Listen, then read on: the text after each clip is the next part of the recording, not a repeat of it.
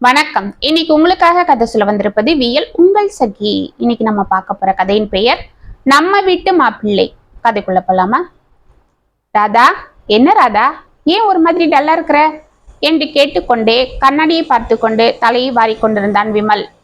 கண்ணாடியின் அருகே கையில் வாட்சியை வைத்துக் கொண்டு அவனை அமைதியாக ரசித்தபடி நின்று கொண்டிருந்த ராதா மெல்லமாக தலையை ஆட்டிக்கொண்டே புன்னகை செய்தாள். என்ன, ஒன்னும் இல்லைன்னு சொல்றியா? நான் நம்ப மாட்டேன், உன் கண்ணை பார்த்தாலே தெரியுது என்று அவள் கையில் இருந்த வாட்சியை வாங்கி கட்டி கொண்டான். ராதா மௌனமாகவே நின்றாள். ஒருவேளை நான் சென்னைக்கு போறதால வருத்தமா இருக்கியா? ராதா தலையை குனிந்து கொண்டாள். அவள் முகத்தை நிமிர்த்திய விமல், இதோ பாரு, 2 நாள் தானே, வந்துடுவேன். சரிங்க என்று மெதுவாக கூறினாள். அப்பாடா, நான் 10 வார்த்தை பேசினா பதிலுக்கு நீ 1 வார்த்தை பேசுற. இப்படி இருந்தா எப்படிதான் நம்ம இன்னும் 100 வருஷத்துக்கு ஒன்னா சேர்ந்து குடும்பம் நடத்துறது என்று கேலியாக கேட்டுக்கொண்டே அவள் தோள்களில் கையை போட்டான். என்னது, 100 வருஷமா என்று லேசாக சிரித்தாள். பின்ன உன்னை என்னைக்கு நான் அந்த மேல்மருவத்தூர் கோவில்ல முத பார்த்தனோ அப்பவே அந்த அம்பாள் என்கிட்ட சொல்லிட்டாங்க. என்னென்ன? ஏ விமலு, அதை உன் எதிர்க்க நிக்கிறா பாரு, செப்பு சிலையாட்டம். அவ தாண்டா உன் பொண்டாட்டியா வரப்போறவ, உன்னோட பாதி. அவ தான் இனிமே உனக்கு எல்லாம். அவளை விட்டுடாத. எப்படியாவது அவங்க அப்பா அம்மாவை கன்வின்ஸ் பண்ணி கல்யாணம் பண்ணிக்க. நீங்க 100 வருஷம் ஒன்னா ஒத்துமையா சந்தோஷமா வாழ போறீங்கன்னு சொன்னாங்க தெரியுமா? அப்படியா? அதுக்கு தான் அன்னைக்கே வந்து எங்க வீட்டுல எல்லாரும் சேர்ந்து பொண்ணு கேட்டீங்களா என்று கேட்டுவிட்டு கலகலவென சிரித்தாள். ஆமா, பின்ன அம்பாலே சொன்னதுக்கு அப்புறம் நான் விடுவனா சொல்லு? அதுதான் அன்னைக்கே எங்க அப்பா அம்மா அண்ணா அண்ணி எல்லார்கிட்டையும் அது இருக்காளே அந்த பொண்ணை எனக்கு ரொம்ப பிடிச்சிருக்கு, இனிமேலும் எனக்காக பொண்ணை தேடி ஊரா அலையாதீங்க, நீங்க என்ன பண்ணுவீங்களோ ஏது பண்ணுவீங்களோ எனக்கு தெரியாது, அந்த பொண்ணை எனக்கு கல்யாணம் பண்ணி வச்சுடுங்க, இல்லைன்னா எனக்கு கல்யாணமே வேண்டான்னு அந்த கோவிலையே உக்காந்துட்டேன். அப்புறம் அப்புறம் என்ன, உடனே எங்க அப்பா அம்மா அண்ணி எல்லாரும் பயந்துட்டாங்க. உடனே எங்க அண்ணனும் அண்ணியும் போய் அவங்கள பிடிச்சி இவங்கள பிடிச்சி உன்னை பத்தி விசாரிச்சு அன்னைக்கு சாயங்காலமே பொண்ணு பார்க்க ஏற்பாடும் பண்ணிட்டாங்க. நல்ல வேலை, எங்க அன்னைக்கு அங்க யாரோ சொந்தக்காரங்க இருந்ததால நல்லா வசதியா போயிடுச்சு. கடைசியா அவர் உங்க அப்பாவுக்கு ஃப்ரெண்டா போயிட்டாரு. அதுதான் திடுப்புன்னு வந்து நின்னுட்டீங்களா? அது சரி. அன்னைக்கு எங்க அப்பா அம்மாக்கு கையும் உடல காலும் உடல. எங்க அப்பாவுக்கு திடீர்னு இவ்வளோ பெரிய இடத்துல இருந்து வந்து பொண்ணு பார்க்கவே பயந்துட்டாரு. மாச கடைசியானா மளிகை சாமானுக்கே நாங்க திண்டாடிட்டு இருந்தோம். ஆனா எங்க கிட்ட எதுவும் எதிர்பார்க்காம பொண்ணை மட்டும் கொடுத்தா போதும்னு நீங்க அன்னைக்கு வந்து கேட்டது என்று கண்கள் கலங்கினாள். ஏய், இதுதான் உன்கிட்ட நீ வாயை திறந்து பேசுறதே அபூர்வம். இதுல அடிக்கடி இப்படி எங்க குடும்பத்தை பத்தி பெருமையா பேசி உணர்ச்சி வசப்பட்டு அழ ஆரம்பிச்சிடுற என்று கண்களை துரைத்தான். இல்லைங்க, இது நன்றிக்காக வர்ற கண்ணீர். சரி, அது போகட்டும். உங்க அப்பா அம்மாவுக்கு ஃபோன் போட்டியா? உங்க அண்ணெல்லாம் எப்படி இருக்காரா? நல்லா தாங்க இருப்பாங்க. என்னது, இருப்பாங்களா? நீ ஃபோன் போடுறது இல்லையா? இல்லைங்க, 4 நாள் முன்னாடி அப்பா ஃபோனு தண்ணியில் விழுந்துருச்சான். அதுலேருந்து அது ஒர்க் ஆகலைன்னு எங்கள் அண்ணன் சிலிலேருந்து பேசிகிட்டு இருந்தாரு. அதுக்கப்புறம் 2 நாளாக அண்ணனும் ஃபோன் எடுக்க மாட்டேங்குது. என்ன ஆச்சுன்னு ஒன்றும் தெரியல. ஓ அப்படியா? அதுதான் டல்லா இருக்கியா? அதுக்கு இல்லைங்க, பாவம் அப்பாவுக்கு ப்ரெஷர் அதிகமாக இருக்குது. அடிக்கடி மயக்கம் வந்து முடியாமல் போயிடும். அவர் வேலைக்கு போயிட்டு வர்றதுக்குள்ள எங்களுக்கு பக்கு பக்குன்னு இருக்கும். அதனால தான் அவர் வேலைக்கு போன உடனே எனக்கு ஃபோன் போட சொல்வேன், இல்லைன்னா நானே ஃபோன் போட்டுடுவேன். அதே போல் சாயங்காலம் திரும்பி வரும்போதும் எங்கே இருக்காரு என்ன ஏதுன்னு கேட்பேன். இப்போ இங்கே வந்து கூட அதுதான் 2 வேளையும் தவறாமல் ஃபோன் போட்டுட்டு இருந்தேன். இப்போ அது முடியல. ஏன், உங்கள் அம்மா கிட்ட ஃபோன் இல்லையா? இல்லை என்பது போல் மெதுவாக தலையை ஆட்டினாள். சரி, ஓகே, கிளம்பு. நான் உன்னை மேல்மருவத்தூர்ல விட்டுட்டு அப்படியே சென்னைக்கு போறேன். நீ 1 வாரம் அங்க உங்க அப்பா அம்மா கூட இருந்துட்டு வா. நான் அப்புறமா உன்னை வந்து கூட்டிட்டு வரேன், சரியா என்றான். ராதாவின் முகத்தில் புன்னகை அரும்பியது. சற்று நேரத்தில் பட்டன அந்த புன்னகை மறைந்தது. என்னம்மா, ஏன் சடனா டல்லாகிட்ட? இல்லைங்க, நான் கல்யாணம் ஆகி வந்து இப்பதான் 2 மாசம் ஆகுது. அதுக்குள்ள அம்மா வீட்டுக்கு போனா அத்தை எதனா சொல்ல போறாங்கன்னு பயமா இருக்கு. அக்காவும் எதனா தப்பா எடுத்துக்கிட்டா? அதெல்லாம் ஒன்றும் எடுத்துக்க மாட்டாங்க. நேற்று ராத்திரி எங்க அம்மா என்னை கூப்பிட்டு, நீ சென்னைக்கு தானே போற, போற வழியில தானே ராதாவோட அம்மா வீடு, வேணும்னா அவளையும் கூட்டிட்டு போடா. பாவம் அவளும் 2 நாளா டல்லா இருக்கா. வந்து 2 மாசம் ஆகுது. குழந்தைக்கு அப்பா அம்மா ஞாபகம் வந்திருக்குன்னு சொன்னாங்க தெரியுமா? என்னங்க, நிஜமாவா என்றவள் ஆச்சரியமாக அவனை பார்க்க, ஆமா ராதா என்று சிரித்து கொண்டே வாசலில் வந்து நின்றாள் அந்த வீட்டின் மூத்த மருமகள் கீதா. அவளை பார்த்து இருவரும் எழுந்து கொள்ள, வாங்கக்கா, என்ன அங்கே நின்னுட்டீங்க என்று படப்படத்தாள் ராதா. சாரிம்மா, நீங்க பேசிட்டு இருக்கும் போதே டிஸ்டர்ப் பண்ணிட்டேன். அண்ணி, அதெல்லாம் ஒன்னும் இல்ல, கதவு திறந்து தானே இருக்கு, நீங்க பாட்டுக்கு உள்ள வர வேண்டியது தானே என்றான் விமல். அதுக்குன்னு பட்டுன்னு எப்படி உள்ள வந்துடுறது? சரி, இந்த ராதா, அத்தை உன்கிட்ட இதை கொடுக்க சொன்னாங்க என்று கையில் ஒரு நகைப்பெட்டியை கொண்டு வந்து அவளிடம் கொடுத்தாள். என்னக்கா இது என்று கேட்டுக்கொண்டே அதை வாங்கி திறந்தாள். உள்ளே ஒரு கெட்டியான செயின், 2 கல்லு வைத்த வளையல், ஒரு கல்லு வைத்த மோதிரம் இருந்தது. அக்கா, இது இது உனக்காக செஞ்சாங்க, இன்னைக்குதான் வந்தது. அதுதான் நீ அம்மா வீட்டுக்கு போறதா இருந்தா இதை போட்டுக்கிட்டு போக சொன்னாங்க. பாரு, நல்லா இருக்கா என்று சிரித்தாள். அக்கா என்று கீதாவை அவள் நிமிர்ந்து பார்க்க அவள் கண்களில் கண்ணீர் துளிகள் எட்டி பார்த்தது. ஏய், என்ன இது சின்ன குழந்தையாட்டம்? அத்தை இது போல எனக்கும் இங்க வந்த புதுசுல செஞ்சு கொடுத்தாங்க. சரி, நீ அம்மா வீட்டுக்கு போறியா என்றவளை அன்போடு பார்த்தாள். ஆமாக்கா. சரி, அம்மாவா அப்பாலாம் கேட்டதா சொல்லு, சரியா? நான் போய் முனியம்மா கிட்ட சொல்லி நீ எடுத்துட்டு போக பலகாரம் எல்லாம் கட்ட சொல்றேன் என்று கீழே சென்றாள். ராதா அமைதியாக விமலை திரும்பி பார்க்க அவன் புன்னகை செய்து கொண்டே, போட்டுக்க ராதா, இதெல்லாம் உனக்கு நல்லா இருக்கும். சரி போலாம், வா, டைம் ஆகுது என்றான். பிறகு இருவரும் கிளம்பி கீழே வர அவர்களை பார்த்த ராஜேஸ்வரியும் சௌந்தரும் முகம் மலர்ந்தனர். வாமா ராதா, நீயும் விமல் கூட கிளம்புறியா? ஆமா அத்தை, அம்மா வீட்டுல ஒரு 4 நாள் என்னம்மா, 1 வாரம் கூட இருந்துட்டு வா. ஏய் விமல், வேலை முடிஞ்சதும் வரும்போது ராதாவை பார்த்துட்டு வா, அப்புறம் அவ சொல்லும் போது போய் கூட்டிட்டு வருவ, சரியா என்றார் சௌந்தர். சரிப்பா. சரி, அந்த கொட்டேஷன்லாம் சரியா கோட் பண்ணியா? பார்த்துடா, இந்த வாட்டியும் நமக்கே ஆர்டர் வரணும், பார்த்துக்க. சரிப்பா, அதெல்லாம் நான் பார்த்துக்கிறேன். ஆமா, அண்ணன் எங்க? அவன் காலையில கோயம்புத்தூர் போயிட்டான். ஏன்பா? நான் தாண்டா அனுப்பினேன். அங்க நம்ம மில்லில் ஏதோ லேபர் ப்ராப்ளம்னு நம்ம மேனேஜர் சந்திரன் ஃபோன் போட்டாரு. அதுதான் என்ன ஏதுன்னு பார்த்துட்டு வர சொன்னேன். சரி சரி, நீ பத்திரமா கிளம்பு, ராதாவை பத்திரமா கூட்டிட்டு போ. ஆமாண்டா, பார்த்து என்று கூறிக்கொண்டு ராதாவின் அருகில் வந்த ராஜேஸ்வரி, ராதா, நகைலாம் உனக்கு அழகா இருக்கு. ஆமா, உனக்கு இந்த டிசைன் பிடிச்சிருக்கா என்றாள். ரொம்ப பிடிச்சிருக்கு அத்தை, ரொம்ப தேங்க்ஸ் என்றவள் காலில் விழுந்து வணங்கினாள் ராதா. நல்லா இருமா, எழுந்துடு. இதோ பாரு, நீயும் சரி, மூத்தவ கீதாவும் சரி, எனக்கு 2 மருமகங்க இல்லை, மகங்க. எனக்கு பொண்ணு இல்லாத குறைக்கு உங்களை தான் நான் பொண்ணா பார்க்குறேன். அதனால நீங்களும் அம்மாவா என்னை நினச்சிக்கிட்டு உங்களுக்கு எது தேவையோ அதை தைரியமா என்னை கேட்கலாம். அக்கா அப்படிதான், நீயும் அது போல சகஜமா இருக்கணும். எதையும் போட்டு மனசுல குழப்பிக்காத. இங்க வந்துட்டா எல்லாரும் சரி சமந்தான், ஓகேவா? சரி, கிளம்புங்க. கீதா, அவங்களுக்கு எடுத்துட்டு போக பலகாரம் கட்டிட்டியாமா என்று உள்ளே எட்டி பார்த்து குரல் கொடுத்தாள். தோ அத்தை என்று கூறிக்கொண்டு கையில் ஒரு கட்டை பேக்கை கொண்டு வந்தாள் கீதா. அக்கா, எதுக்குக்கா இவ்வளோ? பரவாயில்ல, அம்மா கிட்ட கொடு, நாங்களும் அவங்கள கேட்டதா சொல்லுமா என்றாள் ராஜி. இருவரும் காரில் ஏறி அவர்களுக்கு கையை ஆட்டிவிட்டு கிளம்பினர். செஞ்சியிலிருந்து மேல்மருவத்தூர் நோக்கி கார் விற்றென அந்த தார் ரோட்டில் பறந்து கொண்டிருக்க ராதாவின் மனதும் ரெக்கை கட்டி பறந்து கொண்டிருந்தது. இந்த உலகத்துல யாரும் செய்யாத அதிர்ஷ்டம் நான் செஞ்சிருக்கேன். அந்த மேல்மருவத்தூர் அம்மனை தினமும் நான் சுத்தினதுக்கான பலன் எனக்கு ரொம்பவே பெருசா கிடைச்சிருக்கு. அந்த கடவுள் எப்படிப்பட்ட ஒரு வாழ்க்கை எனக்கு கொடுத்துருக்காரு. அம்மா போல அன்பான மாமியாரு, அப்பா போல அக்கறையான மாமனாரு, கூட பிறந்த பரப்பு போல அக்கா, பெருந்தன்மையா நடந்துக்கக்கூடிய மூத்தார், இது எல்லாம் ஒன்னா சேர்ந்தது போல என் வீட்டுக்காரு. 3 தலைமுறைக்கு சொத்து இருந்தோம், எந்த பந்தாவும் இல்லாம, எந்த அலட்டலும் இல்லாம எப்படி இவங்கெல்லாம் என்கிட்ட அன்பா பழகுறாங்க. இத்தனைக்கும் நான் ஒரு ஏழ்மையான குடும்பத்தை சேர்ந்தவ, எந்த நகை நட்டுன்னு பெருசா ஒன்றும் சீர்கொண்டு வராம வந்தவ. ஆனா இன்னைக்கு எனக்கு எத்தனை நகைய அவங்களே வாங்கி போட்டு அழகு பார்க்கறாங்க.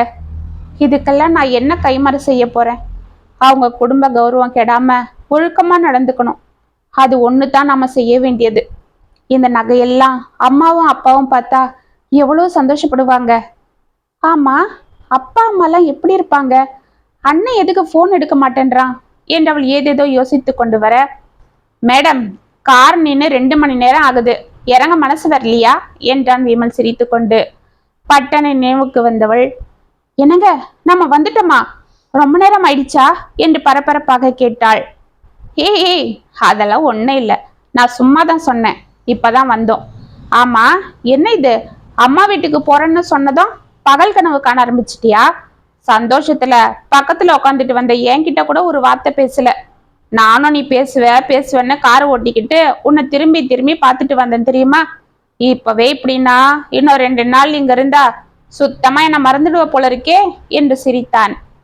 போங்க நீங்க என்று வெட்கத்தோடு அவன் தோள்களில் தட்டிவிட்டு உற்சாகத்தோடு கதவை திறந்து கொண்டு வெளியே சென்றாள். அந்த சிறிய ஓட்டு வீட்டின் முன்பு புறமும் அழகாக பூச்செடிகள் பூத்து குலுங்கி கொண்டிருக்க, வாசலில் அழகாக சாணம் தெளித்து கோலம் போடப்பட்டிருந்தது. கதவு திறந்திருப்பதை பார்த்து உள்ளே துள்ளி கொண்டு ஓடிய ராதா சுற்றி பார்த்தாள். வீடு வெறிச்சோடி இருந்தது. எங்க போயிட்டாங்க, யாரும் காணோம்? அம்மா, அம்மா என்று கத்திக்கொண்டு தோட்டத்து பக்கம் முடினாள். அங்கே சாமான்களை தேய்த்து கொண்டிருந்த வள்ளி ராதாவை பார்த்ததும் கையில் இருந்த பாத்திரத்தை கீழே போட்டுவிட்டு பதறிக்கொண்டு எழுந்தாள். அவள் முகத்தில் ஒரு நிமிடம் உற்சாகம் பொங்க, ஏய் தங்கம், எப்படா வந்த என்று கையை அலம்பிக் கொண்டு எழுந்து ஓடி வந்து அவளை அணைத்து கொண்டாள். தொழுவத்தில் கட்டியிருந்த மாடு ராதாவை பார்த்ததும் மா மா என்று கத்தியது. ஏ பாக்யம், எப்படி இருக்கிற என்று அதை பார்த்து குரல் கொடுத்தாள் ராதா. அது ஏதோ புரிந்தது போல் தலையை வேகமாக ஆட்ட, இதை பார்த்து சிரித்த வள்ளி, பாத்தியா எப்படி குதிக்குது, அதுக்கு நீ இல்லாம சரியா கஞ்சி தண்ணி கூட இறங்குறது இல்ல. சரி சரி, என்னடா கண்ணு, எப்படி இருக்கிற? என்ன திடுதிடுப்புன்னு வந்துட்ட? ஆமா, தனியாவா வந்த? மாப்பிள்ள வரல? ஏம்மா, வீட்டுல ஏதாவது பிரச்சனைக்கு சின்ன பண்ணிக்கிட்டு என்றவள் பதற, அம்மா என்னம்மா, தனியா வந்தா பிரச்சனை பண்ணிக்கிட்டு தான் வருவாங்களா? நல்ல அம்மா நீ. இல்லம்மா, உனக்கு நாம கனவுலையும் நினைக்காத வாழ்க்கை கிடைச்சிருக்கு. நீ ஏதாவது சிறுபிள்ளைத்தனமா அந்த வாழ்க்கைய, அம்மா அம்மா ரொம்ப ஒன்ன கற்பனை பண்ணிக்காத, நீ நினைக்கிறது போலலாம் இல்லை, நாங்க நல்லா சந்தோஷமா தான் இருக்கேன். அப்படியா, ரொம்ப சந்தோஷம். எல்லாரும் எப்படி இருக்காங்க? மாப்பிள்ளை எப்படி இருக்காரு? அத நீயே வந்து பாரு, அவரும் தான் கூட வந்திருக்காரு என்று சிரித்தாள். அடி பாவி, மாப்பிள்ளை வந்திருக்காரா? இது இல்ல முதல்ல சொல்லணும். என்னடி நீ இன்னும் சின்ன குழந்தையாவே தான் இருக்கிற, கூறு கெட்டவளே. மாப்பிள்ளை என்ன நினைப்பாரு, தள்ளு என்று முந்தானையை எடுத்து இடுப்பில் சொருகி கொண்டு கடகடவென உள்ளே ஓடினாள். அவளை பார்த்து சிரித்து கொண்டே பின்னால் ராதாவும் சென்றாள். இதற்குள் ராதாவின் ஹேண்ட்பேக்கை தோளில் மாட்டிக்கொண்டு அவள் துணிகள் வைத்திருந்த பேக்கை ஒரு கையிலும் பலகாரங்கள் இருந்த கட்டைப்பையை ஒரு கையிலும் எடுத்துக்கொண்டு உள்ளே வந்து கொண்டிருந்தான் விமல். அவனை பார்த்து, மாப்பிள்ள, என்ன மாப்பிள்ள இதெல்லாம் என்று பதறிக்கொண்டு அவன் கையில் இருந்த பேக்கை எல்லாம் வாங்கினாள் வள்ளி. பரவாயில்ல அத்தை, இதுல என்ன இருக்கு, ஏன் இப்படி பதறீங்க என்று சிரித்தான். ஓ சாரிங்க, நீங்க எதுக்கு இதெல்லாம் கொண்டு வரீங்க? நானே போதண்டி, நல்ல பொண்ணு நீ, மாப்பிள்ளைய போய் இதெல்லாம் எடுக்க வச்சுக்கிட்டு நீ இருந்து கொண்டு வராம போ, அவரை கூட்டிட்டு வா என்று லேசாக அவளை முறைத்து விட்டு, வாங்க மாப்பிள்ள, தப்பா எடுத்துக்காதீங்க, அவ இப்படிதான் குழந்தையாவே இருக்கா என்று கடகடவென உள்ளே சென்றாள் வள்ளி. இருவரும் சிரித்து கொண்டே உள்ளே வர அங்கிருந்த பழைய மரச்சரில் அவனை அமர வைத்தாள் ராதா. இதற்குள் உள்ளிருந்து அவனுக்கு தண்ணீர் கொண்டு வந்து கொடுத்தாள் வள்ளி. என்னத்த, எல்லாரும் எப்படி இருக்கீங்க? எங்க மாமா சேகர் யாரையும் காணோம் என்று கேட்டுக்கொண்டே தண்ணீரை வாங்கி கொண்டான். மாமா வெளியில போயிருக்காரு மாப்பிள்ள, இப்ப வந்துடுவாரு. அப்படியா? ஆமா அம்மா, அண்ணன் எங்கம்மா? போன் போட்டாலும் எடுக்க மாட்டேன்றா. அது வந்து ராதா என்று அவள் கூறுவதற்குள், வாங்க வாங்க வாங்க மாப்பிள்ள, எப்படி இருக்கீங்க? வாடா கண்ணு, எப்படி இருக்கிற என்று உற்சாகத்தோடு அழைத்து கொண்டு உள்ளே வந்தார் தனபால். நாங்க நல்லா இருக்கோம் மாமா, நீங்க எப்படி இருக்கீங்க என்று கேட்டுக்கொண்டு எழுந்து கொண்டான் விமல். நாங்க நல்லா இருக்கோம் மாப்பிள்ள, நீங்க உட்காருங்க என்று அவனை சேரில் அமர வைத்தார். அப்பா, என்னப்பா ரொம்ப இளைச்சாப்புல இருக்கீங்க? அதெல்லாம் ஒன்றும் இல்லடா, 2 மாசம் கழிச்சு பாக்குறேன்ல, அப்படிதான் இருக்கும். சரி, ஊர்ல எல்லாரும் எப்படி இருக்காங்க? மாப்பிள்ள, அம்மா அப்பா அண்ணா அண்ணிலாம் நல்லா இருக்காங்களா? எல்லாரும் நல்லா இருக்காங்க. ஆமாப்பா, உங்களை கூட கேட்டதா சொல்ல சொன்னாங்க. அப்படியா, ரொம்ப சந்தோஷம். ஏம்மா, நீங்க வரதா முன்னாடியே சொல்லியிருந்தா நான் ஆ, அதெல்லாம் ஒன்றும் வேண்டாம். எனக்காக நீங்க ஸ்பெஷலா எதுவும் செய்ய வேண்டாம், இருக்கிறதே போதும் மாமா. அதுக்கு இல்ல மாப்பிள்ள. என்னங்க, அதுக்கு என்ன, அவங்க 10 நாள் இங்க தங்குவாங்க என்று வள்ளி கூறிக்கொண்டே காப்பியுடன் வெளியே வர, அட அத்தை, நீங்க வேற, நான் இன்னைக்கே சென்னைக்கு போகணும். அங்க எனக்கு ஒரு வேலை இருக்கு. அப்படியே போற வழியில தானே நம்ம வீடு. சரி, ராதாவை கொண்டு வந்து விட்டுட்டு போலான்னு வந்தேன். நான் சாப்பிட்டு கிளம்பிடுவேன் என்று காப்பியை வாங்கி கொண்டான். என்ன மாப்பிள்ளை இது, நீங்க 10 நாளாவது தங்குவீங்கன்னு நினைச்சா. அத்தை, அதுதான் ராதா இருக்கா இல்ல, எனக்கு கொஞ்சம் வேலை இருக்கு அத்தை, அப்புறமா நான் வந்து தங்குறேன். இப்ப என்ன, இது நம்ம வீடு தானே என்று சிரித்தான். சரி வள்ளி, அவரை தொந்தரவு பண்ணாத. சரி, நீ போய் சமையலுக்கு ஏற்பாடு பண்ணு, நான் போய் கடையில கறி எடுத்துட்டு வந்துடுறேன் என்று பரபரவென உள்ளே சென்றார். வள்ளியும் உள்ளே செல்ல, என்ன ராதா, எதுக்கு உங்க அம்மா அப்பா இப்படி சிரமப்படுறாங்க என்றான் விமல். அதெல்லாம் ஒன்னும் இல்ல, சரி இருங்க, இதோ வந்துடுறேன் என்று அவன் கையில் இருந்த காலி டம்ளரை வாங்கி கொண்டு ராதா உள்ளே செல்ல, கிச்சனில் இருந்து வெளியே வள்ளியும் தனபாலும் பேசி கொண்டிருப்பது அவள் காதில் விழுந்தது. என்னங்க, இப்படி திடீர்னு வந்து 500 ரூபாய் கேட்டா நான் என்ன செய்யறது? இருந்த பால் காசுல கூட நேத்து தானே அந்த செல்லை ரிப்பேர் செய்ய கொடுத்து விட்டேன், அதுவும் இன்னும் வரல. நான் என்ன செய்யறது? அவன் பணத்தை வாங்கிக்கிட்டு கடையை முடிக்கிட்டு ஊருக்கு போயிட்டான். சரி, அதை விடு. இப்ப மாப்பிள்ளை வந்திருக்காரு, அவரை நல்லா கவனிக்க வேண்டாமா? ஒரு நல்ல சாப்பாடு கூட போட்டு அனுப்பலன்னா எப்படி? அவங்க எப்படிப்பட்ட இடம், நம்ம பொண்ணை எப்படி தங்கமா பாத்துக்கிறாங்க. மாப்பிள்ளையும் நம்ம பொண்ணு மேல ரொம்ப பாசமா இருக்காரு, பார்த்தாலே தெரியுது. அப்படிப்பட்டவருக்கு சாப்பாடு கூட சரியா செஞ்சு போடலன்னா எப்படிம்மா? என்னங்க செய்யறது? வீட்டுல சுத்தமா காசு இல்லை. உங்க மருந்துக்காக தான் 200 ரூபாய் எடுத்து வச்சேன். ஒரு 10 மாத்திரையாவது வாங்கிட்டு வரலான்னு. தனபாலின் முகம் மலர்ந்தது. ஏய், என்ன வள்ளி, இது அப்பவே சொல்லக்கூடாது. அதை கொண்டா, நான் அதுல சிக்கன் வாங்கிட்டு வந்துடுறேன். அப்படியே மளிகை சாமான கணக்குல அந்த முருகன் கிட்ட வாங்கிட்டு வந்துடுறேன் என்று பரபரத்தார். ஏங்க, அது மருந்துக்கு வச்சிருக்கங்க, அது போடலன்னா உங்களுக்கு மயக்கம் வரும் என்று வள்ளி தடுமாற, அட நீ வேற, அதெல்லாம் ஒன்னும் ஆகாது. இப்ப மாப்பிள்ளைய விட எனக்கு மருந்து தான் முக்கியமா? வயசாகுதே தவிர உனக்கு இன்னும் விவரம் பத்தல வள்ளி. போ, உள்ள போய் பணத்தை கொண்டா என்று அவர் கூறிக்கொண்டிருக்க 2 500 ரூபாய் நோட்டை கொண்டு வந்து அவரிடம் கொடுத்தாள் ராதா. அம்மாடி, நீ எதுக்கு இதெல்லாம் கொடுக்கற? நாங்க சும்மா பேசிட்டு இருந்தோம், பணம் இருக்குமா? பரவாயில்லப்பா, வைங்க என்று அவர் பாக்கெட்டில் திணித்தாள். ஆமா, மாப்பிள்ளை எதுனா கேட்டு இருப்பாரா என்று பயத்துடன் திரும்பி பார்த்தார். இல்லப்பா, அவரு டிவி பார்த்துட்டு இருக்காரு. நான் தான் கிச்சன்ல இருந்து எல்லாம் கேட்டேன். சரிப்பா, நீங்க போய் சாமானை வாங்கிட்டு வாங்க, அப்படியே உங்க மருந்தையும் இதுலயே வாங்கிக்கோங்க என்று கண்களை துடைத்து கொண்டாள். அம்மாடி, உன்கிட்ட பணத்தை வாங்கி. அப்பா என்று அவரை உற்று பார்த்தாள். அன்று மதியம் சாப்பிட்டு விட்டு விமல் கிளம்ப அவனை வழி அனுப்பிவிட்டு ராதா உள்ளே படுத்து கொண்டாள். அவள் அருகே வந்து படுத்து கொண்ட வள்ளியிடம் தனது புகுந்த வீட்டை பற்றியும் அவர்கள் தன்னை அன்பாக பார்த்து கொள்வதையும் அவர்கள் வாங்கி போட்ட நகையையும் சந்தோஷத்தோடு காட்டி கூறிக்கொண்டிருந்தாள். வெளியே ஈசி சேரில் படுத்து விசிறிக்கொண்டே ஆனந்தமாக அவற்றை கேட்டு கொண்டிருந்தார் தனபால். டக்கன வாசற்கதவை தடதடவென யாரோ தட்டும் சத்தம் கேட்டு பதறிக்கொண்டு ஈசி சேரில் இருந்து எழுந்த தனபால் கதவை திறக்க வாசலில் குமார் நின்று கொண்டு அவரை முறைத்து கொண்டிருந்தான். அவனை பார்த்து பதறியவர், குமாரு, என்னப்பா, உள்ள வா, வாப்பா, எதுக்கு இப்படி வாசலே நிக்கிற என்றார். எதுக்கு? உள்ள கூப்பிட்டு உட்கார வச்சு காப்பி போட்டு கொடுத்து என்ன நைஸா பேசி வெறுங்கையோட அனுப்பிடலான்னு இருக்கீங்களா?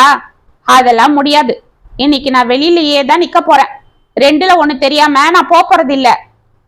ஏன்பா, வீட்டுல பொண்ணு வந்திருக்கா, அவ காதுல விழுந்தா குழந்தை சங்கடப்படுவா.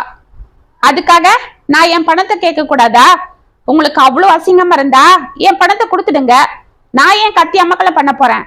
காலையில வந்தா என் மாப்பிள்ள இருக்காரு, அவர் தப்ப எடுத்துப்பாரு, கொஞ்ச நேரம் பொறுத்து வந்து வாசலையே நின்று பேசி அனுப்பிட்ட.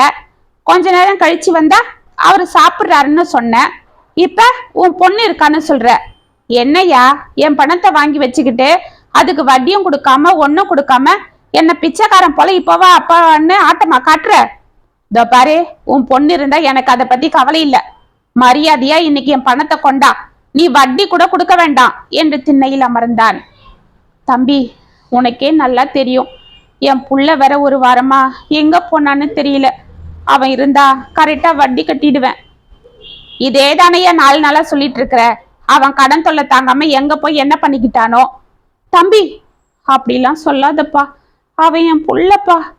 ஆமா புள்ள. அந்த பாசம் அவனுக்கு இருந்திருந்தா இப்படி அப்பனையும் ஆத்தாலையும் கடனாளியா விட்டுட்டு வீட்டை விட்டு ஓடி இருப்பானா? அவன் என்னப்பா செய்வான்? இருந்த வேலையும் போயிடுச்சு. அவனும் எங்கெங்கயோ வேலைக்காக 1 மாசமா நாயா அலையிறான். எங்கேயும் வேலை கிடைக்கல. இப்ப புள்ள எங்க போனா என்ன ஏதுன்னு ஒன்னும் தகவல் தெரியல. போன் பண்ணாலும் எடுக்க மாட்டேன்றான் என்று கண்ணீர் வடித்தார். பாரு, இப்படிலாம் பேசி என்னை ஏமாத்தலான்னு பிளான் போடாத. பொண்ணு கல்யாணத்துக்கு பணத்தை வாங்கி செலவு பண்ணிட்டு இப்ப புள்ள ஓடி போயிட்டான், அவனுக்கு வேலை போயிடுச்சு, அது இதுன்னு கதையா விடுற என்று அவன் வாசலில் கத்தி கொண்டிருக்க, அண்ணே இந்தாங்க இந்த மாசம் வட்டி பணம். எங்க அப்பா கூடிய சீக்கிரம் கடனை அடைச்சிடுவாரு. இப்ப இதை வாங்கிக்கோங்க என்று அவனிடம் பணத்தை கொண்டு வந்து நீட்டினாள் ராதா. அம்மாடி என்னம்மா இது என்று தனபால் பதற, போதும்யா, சும்மா நீயும் கொடுக்க மாட்ட, உன் புள்ளையும் கொடுக்க மாட்டான், உன் பொண்ணு கொடுத்தாலும் ஏமான்னு கேட்கற என்றவள் கையில் இருந்த பணத்தை வடிக்கென வாங்கி கொண்டான். இதோ பாருமா, ஏதோ மூஞ்ச பார்த்து நான் பேசாம போறேன், இல்லைன்னா இங்க நடக்கிறதே வேற. உன் கல்யாணத்துக்கு பணத்தை வாங்கினாரே உங்க அப்பா, அதை கரெக்டா கட்ட வேண்டாமா? எங்க வீட்லயும் எனக்கு 2 தங்கச்சி இருக்கு, அதுங்களை நான் கரை சேர்க்க வேண்டாமா? உன் அண்ணன் போல ஊதாரியா நான் ஊட்ட விட்டு ஓடவா? சொல்லு, உங்க அப்பா கிட்ட சீக்கிரமா பணத்தை கட்ட சொல்லு என்று கூறிவிட்டு சென்றான். ராதா கலங்கிய கண்களுடன் தனது தந்தையை பார்க்க அவர் கூனி குறுகி போய் உள்ளே சென்று ஈசி சாரில் அமர்ந்தார். வள்ளி வாயில் முந்தானியை வைத்து கொண்டு அழ ஆரம்பித்தாள். அப்பா என்னப்பா இதெல்லாம், எதுக்கு இப்படி? என்னம்மா செய்ய சொல்ற? அன்னைக்கு நாம எதிர்பார்க்காத நேரத்துல உன்னை பொண்ணை கேட்டு வந்துட்டாங்க. என்கிட்ட அன்னைக்கு நாள ஓட்டவே காசு இல்லாம இருந்தேன்.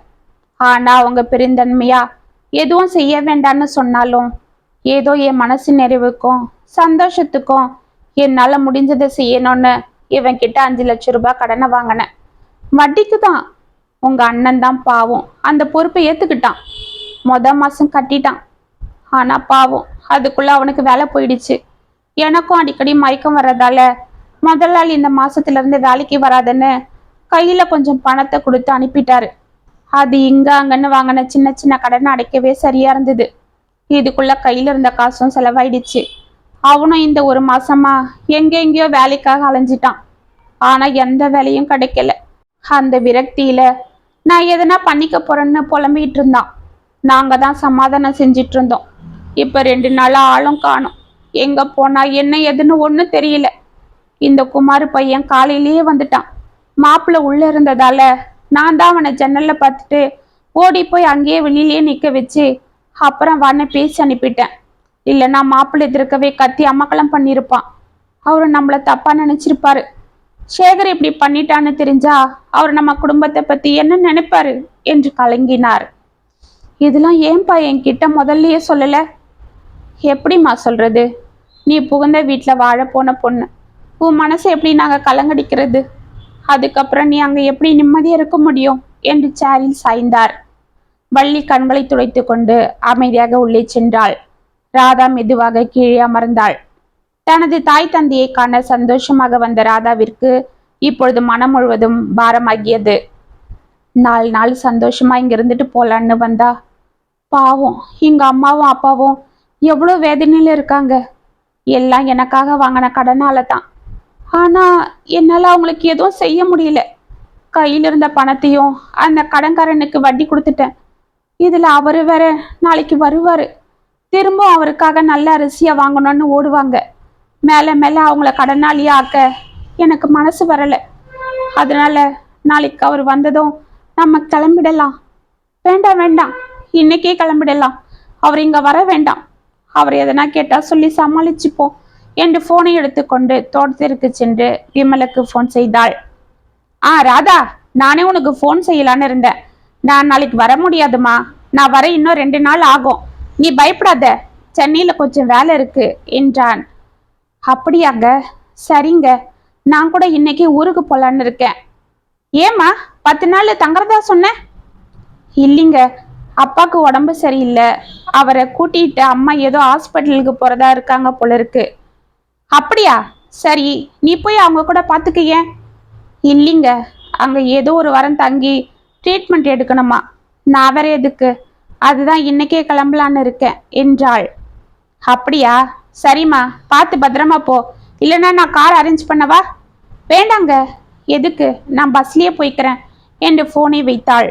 பிறகு தனது தாய் தந்தையை சமாதானம் செய்துவிட்டு கையில் இருந்த 1000 ரூபாயை அவர்களிடம் கொடுத்துவிட்டு அழுது கொண்டே புறப்பட்டாள். 4 நாட்களாக அவள் வீட்டில் சோர்வாகவே இருக்க ராஜியும் கீதாவும் எவ்வளவு கேட்டாலும் அவள் எதுவும் பதில் சொல்லவில்லை. விமல் இன்னும் வராததால் தான் அதை நினைத்து அவள் சோர்வாக இருக்கிறாளோ என்று அவர்களும் அவளை தொந்தரவு செய்யாமல் அமைதியாக இருந்தனர். அம்மா அப்பாவோட நிலைமைய நினைச்சா ரொம்ப வேதனையா இருக்கு. அவங்களுக்கு நான் என்ன செய்யறது? என்னால என்ன செய்ய முடியும்? அவர்கிட்ட பக்குவமா எடுத்து சொல்லி பணம் ஏதாவது வாங்கி கொடுக்கலாமா? ஆனா அப்படி அவர்கிட்ட கேட்டா அவர் நம்ம அம்மா அப்பாவை பத்தி என்ன நினைப்பாரு? அண்ணனை எப்படி மதிப்பாரு? அண்ணன் வேற எங்க போச்சுன்னே தெரியல. ஒருவேளை வேலை கிடைக்காத விரக்தியில ஏதாவது சேச்சே இருக்காது. அவ்வளவு கோழையா அண்ணன்? இருந்தாலும் விரக்தி ஒரு மனுஷனை எந்த சூழ்நிலைக்கும் தள்ளிடும். இதை எப்படி சரி செய்கிறது? பேசாம அத்தை கிட்ட எல்லாம் சொல்லி அம்மா அப்பாவுக்கு ஏதாவது உதவி செய்ய சொல்லலாமா? அப்படி கேட்டா அவங்க என்ன நினைப்பாங்க? இன்னும் நான் இங்க வந்து 3 மாசம் கூட முழுசா ஆகல. நம்ம அம்மா அப்பாக்குன்னு ஒரு கௌரவம் இருக்கு, அதை நாமளே கெடுத்துட்டா எப்படி? கையில் இருந்த காசையும் கொடுத்துட்டு வந்துட்டோம். சே, இப்படின்னு தெரிஞ்சிருந்தா ஏதாவது சொல்லி அவர்கிட்ட ஒரு 10,000 ரூபாயாவது வாங்கிட்டு போயிருக்கலாம். என்கிட்ட இருந்தது அவ்வளவுதான். அது கூட அவர் செலவுக்கு கொடுத்துட்டு போனது. இன்னும் சரியா கூட அறிமுகம் இல்லாத புகுந்த வீட்டுல நான் அவங்க கிட்ட அதுக்குள்ள என்னென்ன சொல்லி உதவி கேட்கறது? கடவுளே, எனக்கு எதுக்கு இந்த நிலைமை? பாவம் அம்மா அப்பா நான் கிளம்பும்போது ரொம்ப வருத்தப்பட்டாங்க. எதுக்கு இதுக்குள்ள கிளம்புறேன்னு அழுதாங்க. நான் என்னன்னு அவங்க கிட்ட சொல்றது என்று கட்டிலில் படுத்து அழுது கொண்டிருந்தாள். இந்நேரம் அம்மா எப்படி இருப்பாங்க? அப்பா என்ன செஞ்சிட்டு இருப்பாரு? அது கூட தெரியலையே. அண்ணனும் போன் எடுக்க மாட்டேன்றானே. இவர் வேற 2 நாள்ல வரேன்னு 4 நாளா வராம இருக்காரு. கேட்டா இன்னும் கொஞ்சம் வேலை இருக்கு, இன்னைக்கு வந்துடுறேன்னு காலையில சொல்றாரு. சரி, இன்னொரு வாட்டி அண்ணனுக்காவது போன் போடலாம் என்று போனை எடுக்க எழுந்தவள் அதற்குள் தனது செல்போன் ஒலிப்பதை கேட்டு அவசரமாக அதை எடுத்தாள். என்னது, அப்பா நம்பரு? அப்பா போன் சரியாயிடுச்சா என்று ஆவலாக போனை ஆன் செய்தாள். அம்மாடி தங்கம், எப்படிடாக்க நிற்கிற? பத்திரமா ஊருக்கு போயிட்டியாடா? 4 நாளா உங்க அம்மா கறி தவிச்சிட்டா. எனக்கும் ஒன்னும் புரியல. மாப்பிள்ளைய பார்த்ததண்டா நிம்மதியா இருந்தது. என்னது மாப்பிள்ளையா? அவர் அங்க வந்தாரா? ஆமாம்மா, அவர் நேத்தே இங்க வந்துட்டாரு. சும்மா வரலம்மா, உன் அண்ணனை கூட்டிட்டு வந்திருக்காரு. இந்தா உன் அண்ணன் கிட்ட பேசு என்று போனை ஸ்பீக்கரில் போட்டார். ராதா, எப்படிடாமா இருக்கிற என்று சேகர் கம்மிய குரலில் கேட்க, அண்ணா என்னண்ணா நீ எங்க போன? நானு அம்மா அப்பாலாம் எப்படி துடிச்சிட்டேன்னு தெரியுமா? ஆமா, எங்க வீட்டுக்காரோட வந்தியாமே, அவரை எங்க பார்த்த? நான் எங்க அம்மா அவரை பார்த்தேன், அவருதான் என்ன பார்த்தாரு. பைத்தியக்காரன் போல வேலைக்காக நான் சென்னையில 1 வாரமா அலைஞ்சிட்டு கடைசி எங்கேயாவது தற்கொலை பண்ணிக்கலான்னு முடிவு பண்ணி தண்டவாளத்துல தலையை கொடுத்துட்டு போயிட்டேன். கடவுளே, அப்புறம் என்னாச்சு?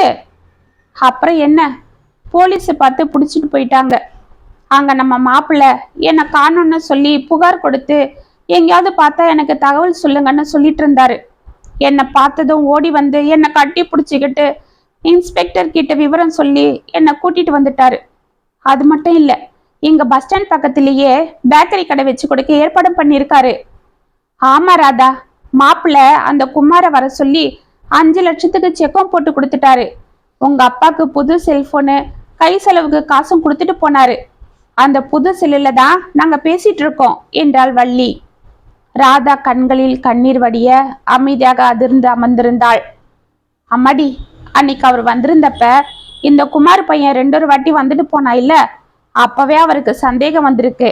அதுக்கப்புறம் மாப்பிள்ளை சாப்பிட்டு கிளம்புனதும் உன்கிட்ட என்னமோ சொல்ல மறந்துட்டு அதை சொல்ல வந்திருக்காரு. அப்பதான் அந்த குமார் வாசல்ல நின்று கத்தினத யாருக்கும் தெரியாம நின்று கேட்டிருக்காரு. அதுக்கப்புறம்தான் முதல்ல உங்க அண்ணனை தேடி கண்டுபிடிக்கணும்னு முடிவெடுத்து அன்னைக்கே அவனோட பழைய கம்பெனிக்கு போய் விசாரிச்சிருக்காரு.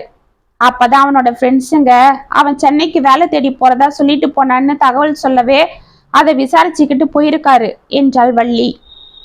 ஆமா கண்ணு, அவர் ரொம்ப நல்ல மனுஷமா. அவரை புருஷனாடைய நீ கொடுத்து வச்சதை விட அவரை மாப்பிள்ளையாடைய நாங்க தான் கொடுத்து வச்சிருக்கோம். நீங்க நல்லா இருப்பீங்கம்மா. மாப்பிள்ளைய கூட்டிட்டு கண்டிப்பா ஒரு 10 நாள் வந்து நிம்மதியா தங்கிட்டு போமா என்று கண்கள் கலங்கினார் தனபால். ஆமா ராதா என்று சேகரம் அழைக்க, அவ வருவாங்க, கண்டிப்பா வருவா. அவளை மாப்பிள்ளை கூட்டிட்டு வருவாரு. அவரு நம்ம வீட்டு மாப்பிள்ளை. ராதா, மாப்பிள்ளைய பத்திரமா பார்த்துக்க. உங்க மாமனார் மாமியார் மனசு கோணாத மாதிரி நடந்துக்க கண்ணு என்றாள் வள்ளி. சிறிது நேரம் அவர்களிடம் பேசிக் கொண்டிருந்து விட்டு போனை வைத்தவள் கண்களை துடைத்து கொண்டு நிமிர சிரித்த முகத்துடன் நின்று கொண்டிருந்த விமலை பார்த்து பட்டன எழுந்து கொண்டாள். அவள் வாயில் வார்த்தைகள் வரவில்லை. அவள் கண்களில் நன்றிகள் தெரிய அது கண்ணீராக வெளியே வந்து கொண்டிருந்தது. ஏய், என்னம்மா என்றவன் சிரித்து கொண்டே அவள் அருகில் வர, என்னங்க, நான் உங்களுக்கு எப்படி?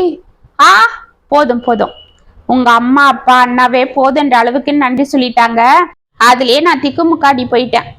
இனி நீயும் திரும்பவும் நன்றி அது இதுன்னு ஆரம்பிச்ச அப்புறம் அவ்வளவுதான் என்று சிரித்தான்.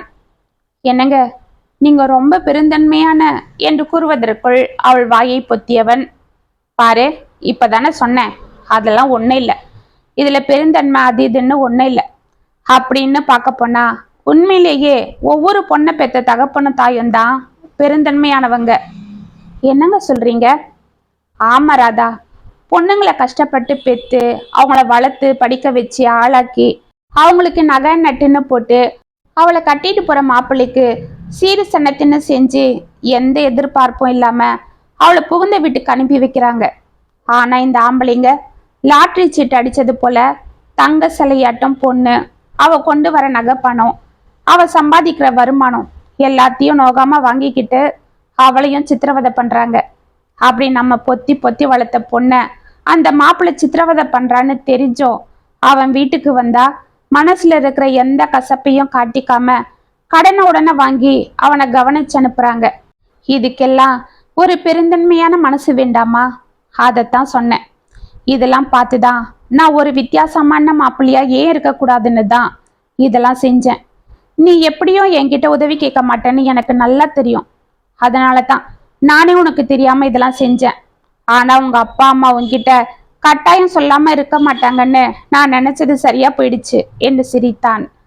அவனை அன்போடு ஓடி சென்று வாரி அணைத்து கொண்டாள்.